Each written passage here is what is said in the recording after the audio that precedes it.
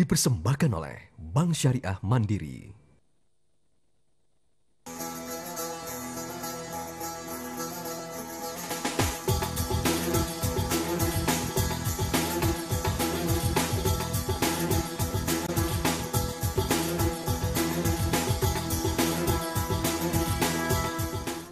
Assalamualaikum warahmatullahi wabarakatuh. Pemirsa, bagaimana kabarnya? Semoga Anda masih dalam keadaan sehat dan bisa menjalani ibadah puasa dengan baik. Nah, saat ini saya sedang berkunjung ke Kota Lasem di Kabupaten Rembang, Jawa Tengah. Tepatnya di salah satu lokasi mitra bisnis Bank Syariah Mandiri, yaitu BMT Bina Umat Sejahtera. Dan kita akan langsung berbincang-bincang dengan Ketua Koperasi Jasa Keuangan Syariah BMT BUS ini, yaitu Bapak Haji Abdullah Yasid. Assalamualaikum, Pak. Assalamualaikum. Baik ya, Pak ya, kabarnya ya? Alhamdulillah, Pak. Boleh diceritakan sedikit ini jenis usaha dari BMT BUS ini apa sih, Pak? Ya, karena ini kebetulan kan koperasi jasa keuangan, jadi bisnisnya juga jasa keuangan ya. Syariah kan itu, kira-kira begitu. Dan isinya banyak anggota kita yang menyimpankan dananya ke sini, terus kita salurkan kepada anggota kita yang kebetulan terkenal namanya mudharib ya, yang pelaku usaha untuk menjadi modal kerja maupun investasi mereka kan itu, kira-kira begitu. Nah, ini ada program-program apa saja sih, Pak, yang ditawarkan di BMT BUS ini? Ya, programnya banyak sekali, namun misi yang penting adalah bagaimana kita memberdayakan para pelaku ekonomi mikro ini kan itu. Boleh tahu nih, Pak, sejak kapan sih Bapak memulai kerjasama bermitra dengan Bank Syariah Mandiri?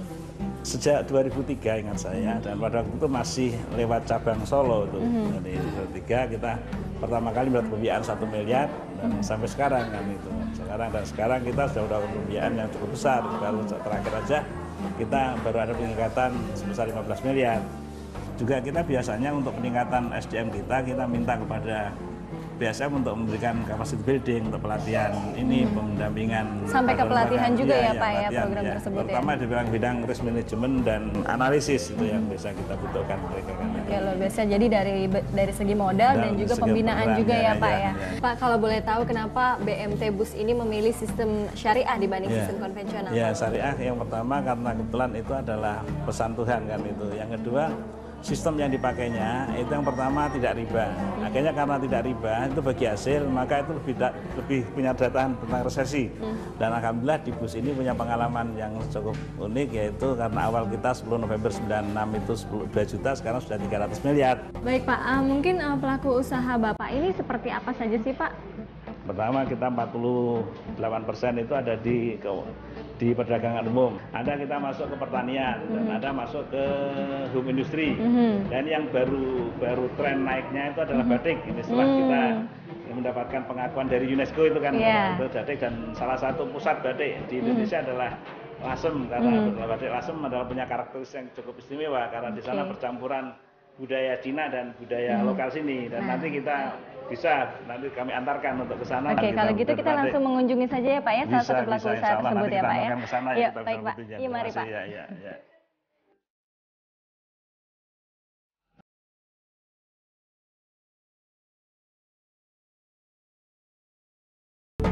Sejauh apa sih BMT BUS ini membina usaha-usaha seperti ini? Jadi yang pertama ini baik pengusahanya maupun pengrajinnya itu anggota kita. Jadi kalau untuk pengrajinnya dia butuh modal kerja, kita bantu modal kerja, butuh investasi bangun ini, kita bantu kan itu. Dia kelebihan dana disimpan ke kita kan. Juga kita memberikan pelatihan kepada mereka, terutama dalam bidang pembentukan karakter. Dan karena rata-rata kan etos kerjanya kadang-kadang kan naik turun, kan karakter dan sebagai pekerja yang baik nanti kan karirnya akan bagusan itu. Baik, Pak. Terima kasih banyak ya, Pak ya, sharingnya bersama kita dan sudah diajak ke sini, Pak. Terima kasih banyak ya, Pak. Ya, pemirsa, demikian bincang-bincang saya dengan Bapak Abdullah Yasid selaku Ketua Koperasi Jasa Keuangan Syariah dari BMT BUS, dan tentunya juga kunjungan kami ke salah satu binaan dari BMT BUS. Semoga ini bisa menginspirasi Anda. Saya Indah Kirana undur diri. Wassalamualaikum warahmatullahi wabarakatuh. Krisis finansial yang melanda Eropa kian membuktikan kapitalisme dan liberalisme sebagai mainstream sistem ekonomi global mulai kehilangan kredibilitasnya. Sebaliknya, perekonomian yang dibangun dengan semangat kerakyatan seperti usaha kecil menengah atau UKM dan koperasi di tanah air telah terbukti mampu menghadapi krisis ekonomi global dan eksistensinya terus berkembang. Data Biro Pusat Statistik menunjukkan jumlah UKM dan koperasi meningkat tajam dengan kontribusi lebih dari separuh atau 59% pada produk domestik bruto nasional.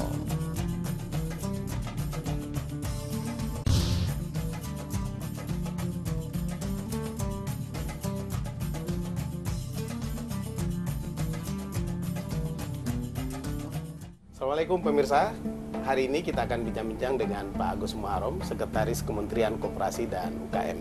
Assalamualaikum Pak Agus. Waalaikumsalam warahmatullahi wabarakatuh. Alhamdulillah sehat Pak. Alhamdulillah, insya Allah. Sekarang gimana Pak perkembangan koperasi di Indonesia, dan kita ingin tahu program Kementerian Koperasi terhadap koperasi di Indonesia. Ya, pertama dari segi kuantitas koperasi itu meningkat jumlahnya, terus meningkat ya. Saat ini sudah mencapai 192.000 lebih koperasi. Tahun yang lalu 188.000 dan itu menunjukkan bahwa tren kenaikan koperasi memang cukup baik. Sekarang sejauh mana sih sebenarnya perkembangan kontribusi terhadap pembangunan Indonesia, baik koperasi maupun UKM? Ya, kalau dilihat dari jumlah UMKM saat ini juga sama meningkat ya. Nah, jadi sekarang 2-3 tahun yang lalu itu relatif masih sekitar 40-50 juta unit. Nah, sekarang sudah mencapai 55,3 juta unit. Dan 98,98% itu adalah pelaku usaha mikro kecil yang jumlahnya sangat banyak, terutama di mikro. Ada sekitar 53 juta unit. Ya, kita lihat di kampus misalnya. Ya. Koperasi ini terakhir nggak terlampau diminatin di kampus? Ya, memang ada indikasi aktivitas koperasi mahasiswa ini semakin kecenderungannya menurun. Tapi setelah kami cek, kami baru saja menghadiri acaranya Koperasi Pemuda Indonesia. Yaitu adalah kumpulan koperasi mahasiswa kampus, dari kampus ya. Kementerian Koperasi mendorong dengan program-program antara lain kewirausahaan di kalangan mahasiswa di kampus yang difokuskan melalui koperasi. Jadi kita memang mengadakan satu program namanya Gerakan Kewirausahaan Nasional yang sudah dicanangkan oleh Bapak Presiden pada tahun yang lalu, dan itu dari sisi koperasi tadi meningkat, dari jumlah wirausaha juga angkanya sekarang sudah mencapai 1,56%. Yang sebelumnya hanya 0,24% dari jumlah penduduk. Nah, kalau kita sudah mencapai 2% wirausaha ini, insya Allah negara kita akan stabil di dalam perekonomiannya. Munculnya Undang-Undang Perbankan Syariah menjadikan beberapa departemen yang ada di pemerintah dengan cepat mengambil sikap. Hal ini terjadi pada Kementerian Negara Koperasi dan UKM yang dengan cepat menata regulasi terkait dengan pengembangan koperasi jasa keuangan syariah atau KJKS. Sebab pemerintah melihat potensi segmentasi pasar yang masih sangat luas dikembangkan. Juga mayoritas muslim masyarakat Indonesia menjadi daya tarik tersendiri bagi pengembangan KJKS.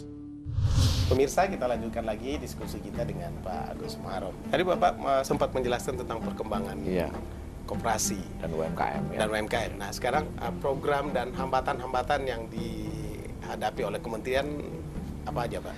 Ya, tentunya hambatan atau kendala yang biasa dialami oleh para pelaku usaha mikro, kecil, menengah dan juga koperasi khususnya. Itu terkait biasanya 3 hal, selalu 3 hal ini. Walaupun sebenarnya hal lainnya ada. Yang pertama adalah bagaimana kita meningkatkan kapasitas sumber daya manusianya, pengelolanya. Kita lakukan program pelatihan, baik pelatihan kewirausahaan, perkoperasian, kemudian teknis dan manajerial. Kemudian yang kedua biasanya akses pembiayaan. Kemudian yang ketiga itu masalah pemasaran biasanya. Nah, kita siapkan gedung SME Tower di Jalan Gatot Subroto. Silahkan untuk pameran di sana, mempromosikan produk-produknya dan juga pameran-pameran lainnya. Sekarang saya mau masuk sedikit ke kaitan koperasi syariah nih, Pak.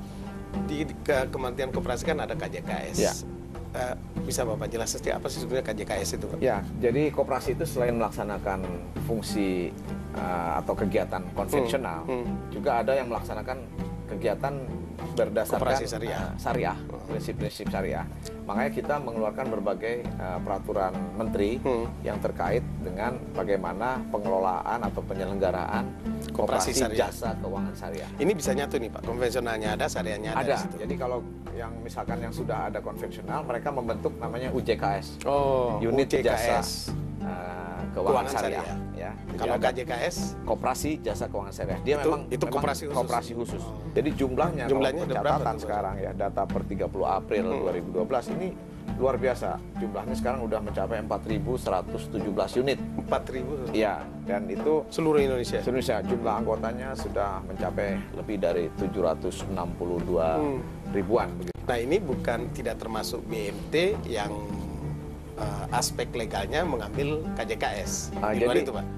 Itu jadi gimana BMT itu ya, BMT memang belum berbadan hukum. Ya, BMT sekarang kan belum punya badan hukum. Nah, tapi sebagian besar itu mereka berubah menjadi KJKS. Ya, Koperasi Jasa Keuangan Syariah. Dan ini sebagian besar memang berasal dari BMT yang membentuk badan hukum koperasi.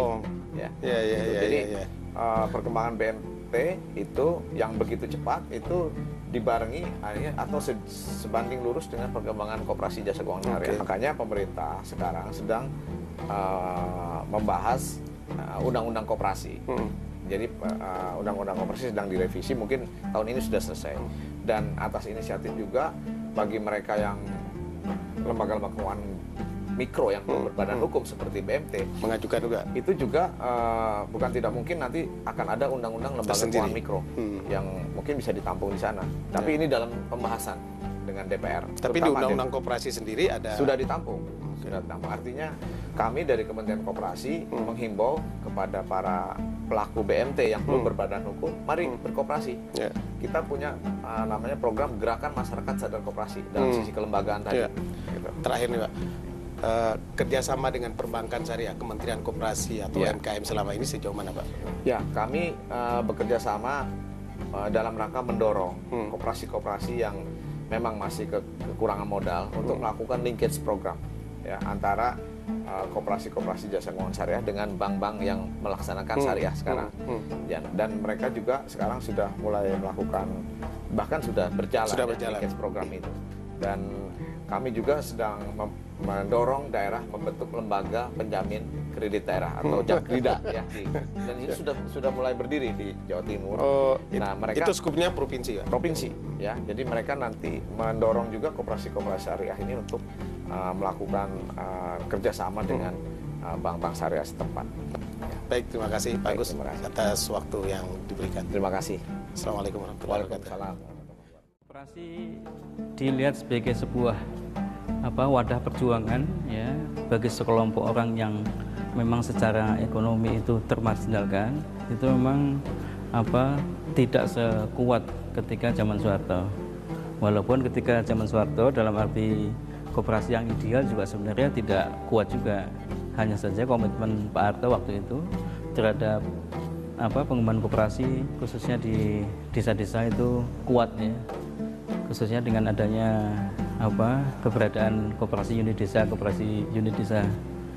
Pola bagi hasil serta nilai-nilai yang dijunjung tinggi oleh koperasi syariah ini betul-betul dapat dijadikan sebagai media bagi sekelompok orang yang memiliki kepedulian untuk membangun masyarakat, untuk membangun koperasi. Jadi kalau koperasi syariah itu berkembang di mana-mana, artinya spirit produktivitas itu akan muncul di lingkungan masyarakat.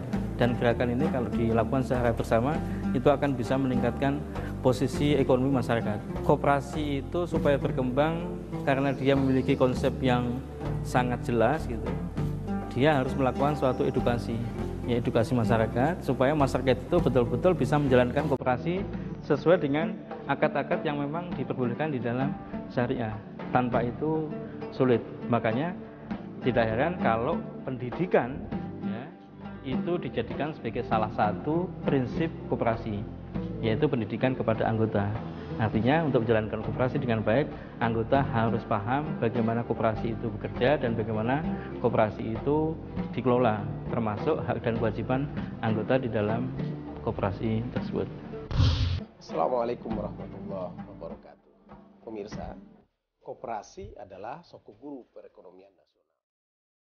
Dalam sistem koperasi, terdapat unsur ta'awun atau tolong-menolong dan kerjasama atau yang biasa disebut dengan syirkah. Karena itu, ulama Mesir, Syekh Mahmud Saltut, menyebutkan koperasi sebagai syirkah ta'awuniyah, lembaga perkongsian tolong-menolong untuk sesama anggota yang tergabung di dalamnya. Allah Subhanahu wa taala berfirman, "Wa ta'awanu 'alal birri wat taqwa wa la ta'awanu 'alal itsmi wal 'udwan."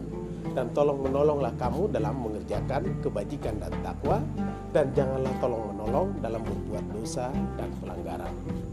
Namun, dalam praktek koperasi, kita tidak boleh menerapkan praktek bunga, misalnya di dalam simpan pinjam. Karena itulah, kita mengembangkan koperasi syariah untuk mengganti bunga dengan akad-akad syariah seperti murabaha, musyarakah, mudarabah, wadi'ah, ijaroh, kafalah, dan sebagainya. Pemirsa, saat ini Alhamdulillah Kementerian Koperasi telah mengeluarkan keputusan Menteri tentang KJKS, Koperasi Jasa Keuangan Syariah, dan UJKS, Unit Jasa Keuangan Syariah, untuk menyediakan sistem dan regulasi koperasi yang sesuai dengan prinsip syariah. Koperasi yang dijalankan berdasarkan syariah insya Allah akan membawa kemaslahatan bagi bangsa dan akan mendatangkan keberkahan dari Allah Subhanahu wa taala. Rasulullah bersabda, "Salasun fihinna al-barokah." Kata Nabi, ada 3 hal yang akan mendapatkan barokah. Pertama, al-muqaradah, perkongsian modal. Kita berbisnis lalu berkongsi dengan teman-teman yang lain. Yang kedua, al-bai' ilal ajal, jual beli secara cicil. Kita membeli sesuatu dengan mencicil secara bertahap. Ketiga, khultul burri bisairi lil baiti la lil bai', mencampur gandum basah dengan tepung untuk keperluan makan sendiri di rumah karena untuk berhemat. Semoga ini menjadi inspirasi bagi kita. Assalamualaikum warahmatullahi wabarakatuh.